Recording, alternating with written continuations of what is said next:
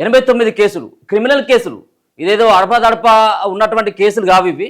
Criminal కేసులే అత్యధికంగా so ఉన్నటువంటి ఎంపీలు కానీ, ఎమ్మెల్యేలు కానీ, ప్రజాప్రతినిధులు కానీ, ముఖ్యమంత్రులపైనే ఈ విధమైనటువంటి కేసులు ఉంటే, అంటే రాష్ట్రాన్ని పాలిస్తున్నదంతా కూడా ఇక్కడ కేవలం తెలంగాణ రాష్ట్రమే కాదు, మెజార్టీ రాష్ట్రాలలో క్రిమినల్సే పాలిస్తూ ఉన్నారు.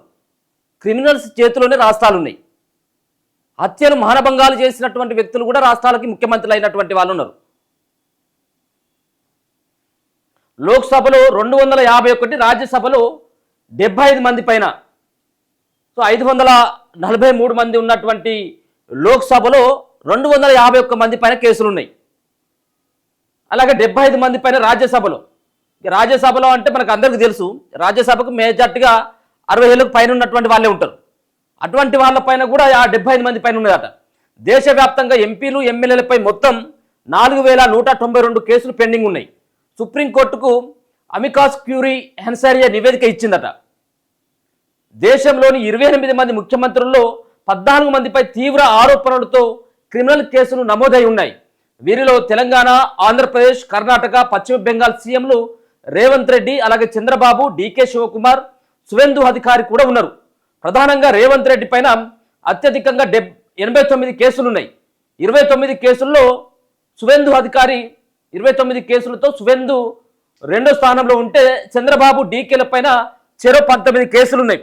ఏది రెండో ప్లేస్లేమో 29 కేసులతో రెండో స్థానంలో సువేందు, బీజేపీ పార్టీకి సంబంధించినటువంటి వ్యక్తి, ఆయన రెండో స్థానంలో ఉంటే పశ్చిమ బెంగాల్ అనుకుంటా.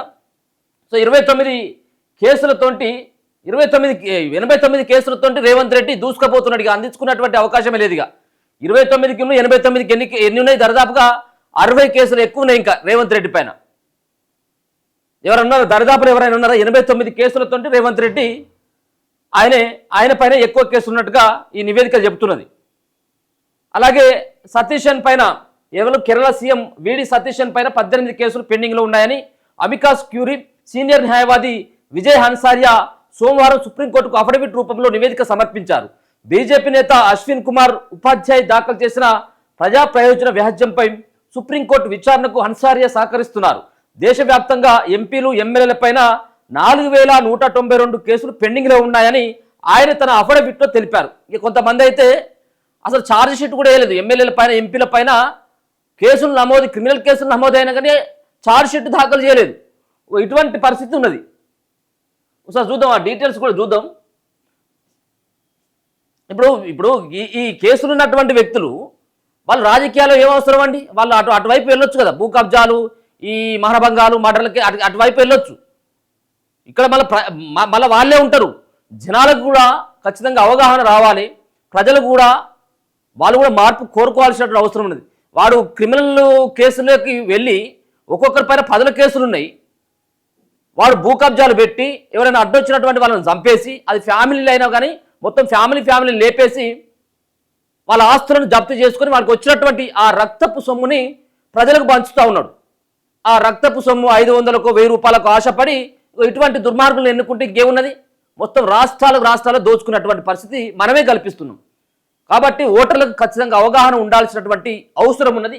ఒకసారి ఈ యొక్క నివేదిక చూసిన తర్వాత అయినా, ఈ వార్త చూసిన తర్వాత అయినా ఖచ్చితంగా కొంత మీరు మార్పు తీసుకొచ్చుకున్నటువంటి ఒక ప్రయత్నమైనా చేయండి.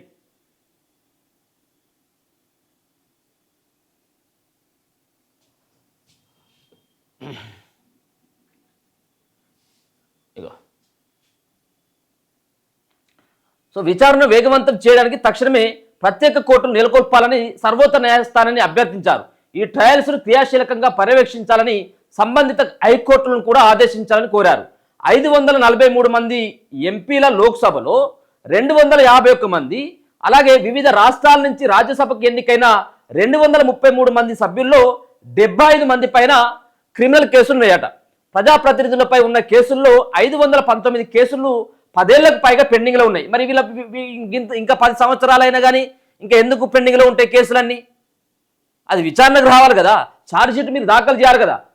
మరి దీంట్లో నిర్లక్ష్యం ఉన్నటువంటి ఎవరైతే అధికారులు ఉంటారో, పోలీసు అధికారులు, వాళ్ళపైన కూడా కేసులు పెట్టి లోపలేయాలి.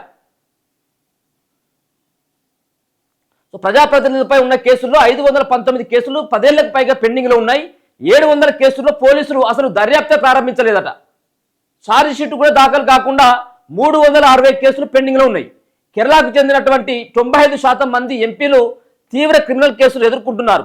తెలంగాణలో 82% మంది ఎంపీలపై, ఒడిశాలో 76% మంది పార్లమెంటు సభ్యులపై కేసులున్నాయి. హర్యానా, ఛత్తీస్గఢ్లో ఒక్క ఎంపీ మాత్రమే కేసులు ఎదుర్కొంటున్నారు. క్రిమినల్ కేసులు సీరియస్ క్రిమినల్ కేసులు ఎదుర్కొంటున్న పశ్చిమ ఎమ్మెల్యేలు పశ్చిమ బెంగాల్లో 58% ఉన్నారట. కేరళలో 57%, ఆంధ్రప్రదేశ్లో 56%, తెలంగాణలో 49% మంది ఎమ్మెల్యేలు ఉన్నారు. కొంత ఎమ్మెల్యేలలో కొంత తక్కువ ఉన్నారట, కానీ ఎంపీల్లో ఎక్కువే ఉన్నారు. ముఖ్యమంత్రిలో మనోడే టాప్ ఉన్నాడు. సో ఇది ఈ నివేదిక అన్సారియా తన అఫిడవిట్లో పేర్కొన్నట్లు ఓ ఆంగ్ల పత్రిక వెల్లడించినటువంటి ఒక నివేదిక కనబడుతున్నది. ఇది చూడు, ఇది మనం దీన్ని అర్థం చేసుకోవాల్సినటువంటి అవసరం ఉన్నది. ఇది రానున్నటువంటి భవిష్యత్తులో చాలా దేశాన్నే కుదిపేసేటువంటి పరిస్థితి ఉంటుంది. ఇటువంటి వాళ్ళకి మన బాధ్యతలు అప్పగించి ఇటువంటి వాళ్ళని ఎమ్మెల్యేలుగా, ఎంపీలుగా, ముఖ్యమంత్రులుగా అవకాశం ఇచ్చుకుంటూ పోతే దేశమంతా కూడా ఇట్లనే తయారైపోతుంది ఇంకో 4 సంవత్సరాల. ఇప్పుడు మనం చేసేటువంటిది ఒక ప్రజాప్రతినిధిని ఎన్నుకుంటున్నప్పుడు ఒక రాష్ట్రానికి ఒక దిక్సూచిలా ఉండాల్సినటువంటి వాళ్ళని మనం ఎన్నుకోవాల్సిన అవసరం ఉంటుంది. సో అన్నీ ఒక చదువుకున్నటువంటి వ్యక్తి ఉండాలా, ప్రజల కోసం ఆలోచించేటువంటి వ్యక్తి ఉండాలి, ముఖ్యంగా పేదల కోసం ఆలోచించి మంచి స్కీములు తీసుకొచ్చేటువంటి వ్యక్తులని, విద్యా వైద్యం కోసం ఒక విజన్ ఉన్నటువంటి ఒక నాయకుడిని ఎన్నుకున్నట్టయితే ఉంటే రాష్ట్రం ఎంతో కొంత బాగుపడుతుంది. కానీ ఈ కమిషన్ల కోసం, వాటాల కోసం, భూముల కోసం, పైసల కోసం, కమిషన్ల కోసం కకృతి పడేటువంటి ఒక దుర్మార్గులను ఎన్నుకున్నట్టయితే ఉంటే అధాపాతాళానికి పోతుంది. రాష్ట్రం అంతా అధాపాతాళానికి పోతుంది. మన రాష్ట్రమే తీసుకొని మిగులు బడ్జెట్తో ఏర్పడినటువంటి ఈ రాష్ట్రాన్ని అప్పుల కుప్పగా తెచ్చినటువంటి వ్యక్తులు ఎవరు? కేవలం కేసీఆర్ ఒకడే అని చెప్పేసి అనట్లేదు. ఇప్పుడున్నటువంటి గవర్నమెంట్ సైతం కూడా అదే తంతుకు పోయింది కదా. కేసీఆర్ బాటలోనే ఇంకొక అడుగు ఎక్కువనే వేస్తూ వాళ్ళు నడుస్తున్నటువంటి ఆ సందర్భం కనబడుతున్నది. మనం ఎన్నుకునేటప్పుడే, మనం ఓటేసేటప్పుడే అలా ఉన్నటువంటి బ్యాక్గ్రౌండ్ ఏంటిది, వాళ్ళు పనిచేసినటువంటి తీరేంటిది, అదంతా కూడా మనం అబ్జర్వేషన్ చేయాల్సినటువంటి అవసరం ఉన్నది. కానీ మనకు అది ఉండదు కదా. వాడు 500 ఇచ్చిండు, ఇంకోటి 1000 రూపాయలు ఇస్తే 1000కి. మంచి వ్యక్తి అయినప్పటికీ వాళ్ళ దగ్గర పైసలు ఉంటాయి. మరి మంచి వ్యక్తుల దగ్గర ఎక్కడ పైసలు ఉంటాయి? ఈ క్రిమినల్స్ దగ్గర ఉంటాయి కదా పైసలు. వీళ్ళు మర్డర్లు, భూ కబ్జాలు ఇవన్నీ అడ్డొచ్చినటువంటి వాళ్ళని తొలగించుకుంటూ పోయేటువంటి వాళ్ళ దగ్గర పైసలు ఉండేది, మంచోని దగ్గర ఉండే కదా. కాబట్టి వీడు అంత అక్రమమైనటువంటి మార్గంలో సంపాదించినటువంటి పైసలతోటి పంచిపెట్టేటువంటి కార్యక్రమం చేస్తాడు. ఇక మంచోడిగా ఒకవేళ కనుక అడిగి సమాజం మీద అవగాహన ఉండి, చదువు మీద అవగాహన ఉండి, అన్ని భాషలు అనర్గళంగా మాట్లాడేటువంటి వ్యక్తికి మీరు చూడండి ఎక్కడైనా, ఈ యొక్క కేవలం తెలంగాణ రాష్ట్రమే కాదు, మ్యాక్సిమం ఈ అక్షరాస్యతలో అత్యంత ముందంజలో ఉన్నటువంటి కేరళలో సైతం కూడా ఈ విధమైనటువంటి పరిస్థితే ఉంటుంది. పైసల కోసం, కాసుల కోసం మనం ఎప్పుడైతే ఆ వ్యక్తికి ముందట మనం చేతులు చాస్తామో అప్పటి వరకు మన బతుకులు ఇట్లా తయారైపోతాయి. దయచేసి ముఖ్యంగా తెలంగాణ వాళ్ళు ఆలోచించాల్సినటువంటి అవసరం ఎంతైనా ఉన్నది.